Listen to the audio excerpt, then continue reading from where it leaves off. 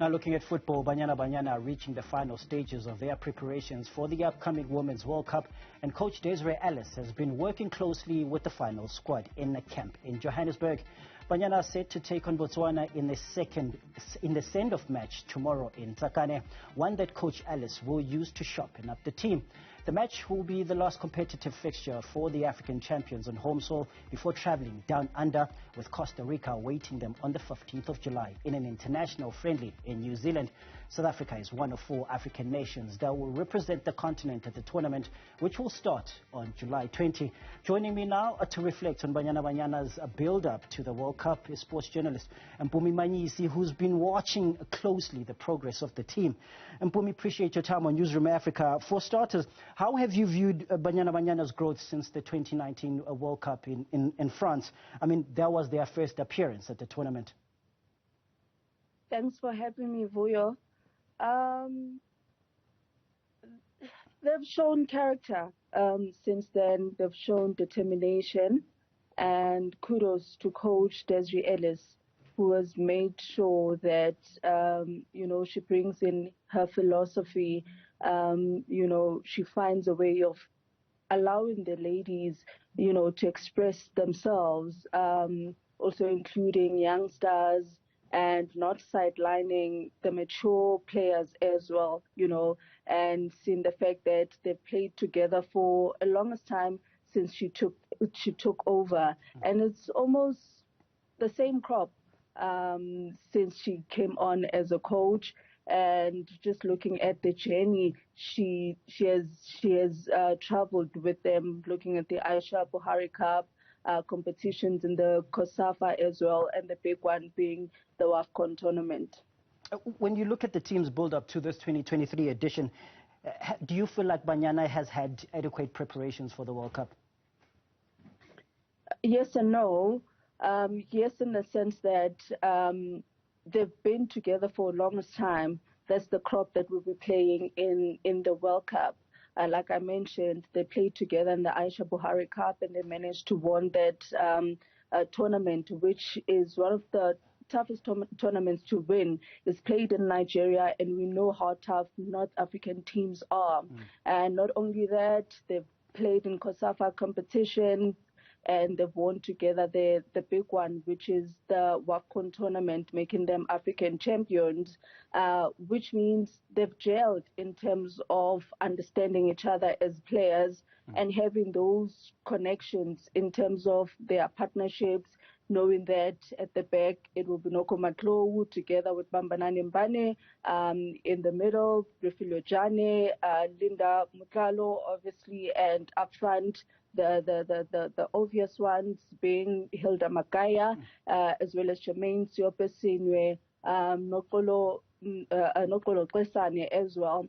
So they're quite familiar with each other. Yes, some of the players play overseas, and that's where they play their trades, and that's where they play currently. However, the ones that are playing here at home as well in the Hollywood Bet Super League, they've also found their beats in their respective teams domestically. So it would make sense in that regard. But no, in a sense that most of the players that are playing overseas, they hardly get to play with players that play here in South Africa in the Hollywood Bet Super League. So the connections seems to be a bit tricky every time they have to reconnect and play together as a team. But Banyana Banyana seems to have luck in that regard, that sometimes they don't get enough time to train together as a team holistically. I don't think 3 days or 2 days or 4 days before the tournament is enough to sort of prep for a big showpiece.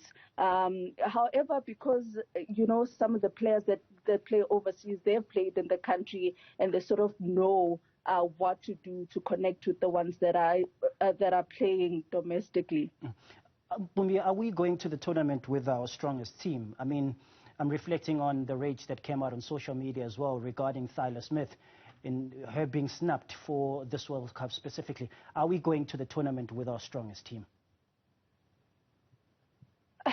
I would like to say we still have key players within the squad. But it is true that we are going to see that gap when it comes to Taylor Smith. She's a young player. She brings in a very fresh and a young energy. At the same time, she's such a mature player on the field of play, regardless her age. And she's very dynamic in the middle as well. She's very quick. You know, she's a smart player, and there's a lot that she does in making sure that Banyana Banyana gets the results that they need within that particular frame of time and whatever it is that they're trying to achieve within any game they play that includes her. So we are likely to see that gap with regards to Taylor Smith. However, there are many players that have take on leadership roles within the Banyana squad. Obviously, the two vice captains, that is Andile as well as Tembi Khatlane, and the captain herself, Refilo Jane. There's so much leadership that can come out from those players because they are very much experienced. And obviously, you cannot buy experience. But with the players that will be absent, that is Taylor Smith as well as Janine van Beek, we are going to see their gap because they are very present players and they're very active players. Not only that, they play leadership roles with Janine being much experienced and obviously with Taylor Smith being such a mature player, even though she's young. So she's able to dabble within the two spaces when it comes to maturity and bringing in that fresh and young flair. Good to have Tembi Khatlane back in the squad, healthy and fit, especially when you look at the group. Group G, we've got Sweden, Argentina, and Italy. What do you look at when you look at the makeup of that team? What do you feel are going to be our chances, especially when you look at the fact that our prospects are to try and get out of the group stages? It's going to be difficult. Even with regards to how we've been prepping for the tournament itself. Tomorrow the team is playing Botswana, which is not the strongest of team that they should be using to test themselves as far as the World Cup is concerned, because they will be playing against stronger teams. Obviously, that is Sudan, Argentina, and Italy. For me, if they can draw against Sweden and then at least try to win against Argentina, and then that would sort of boost their confidence. And I see them building that momentum if they do manage to accumulate those results. One of the things that was missing in the previous edition was scoring goals. Tembi Khatlane, the likes of Jermaine Seposene will need to step up at this tournament. And even the likes of the midfielders like Refilo Jane with their international experience, and Linda Muhlalo will need to be there to be holding guard and be able to provide for the strikers. You definitely are speaking about key players. Hilda Magaya, Tembi Khatlane. A little bit worried about Tembi Khatlane coming from a long-term injury.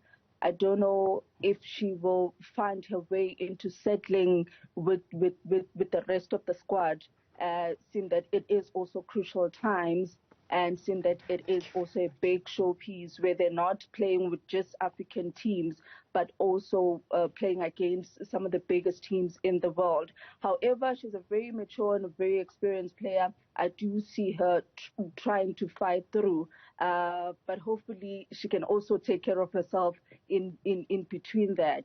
And obviously at the back, Noko Matlong, 38-year-old, very comfortable behind the ball and very comfortable at the back. She leads from the back, and we will expect her to step up, seeing that Janine van Beek won't be there. Jermaine Seposene, super experienced, playing overseas as well. Tembi Khatlane, like I mentioned, Refilo Jane, the captain as well. So those are the people we'll be looking at. All eyes will be on their shoulders, and hopefully they will manage to step up. Mpumi Manyisi, thank you so much for taking the time to join us here on Newzroom Afrika. I'm sure definitely we're going to be catching up with you soon, especially in the build-up to the World Cup as Banyana Banyana progresses. Appreciate your time. There was Mpumi Manyisi, sports journalist, just having a chat to us about Banyana Banyana and their build-up to the 2023 FIFA Women's World Cup. Tantla Sehum is on standby with your leading stories at the top of the hour. Stay with us.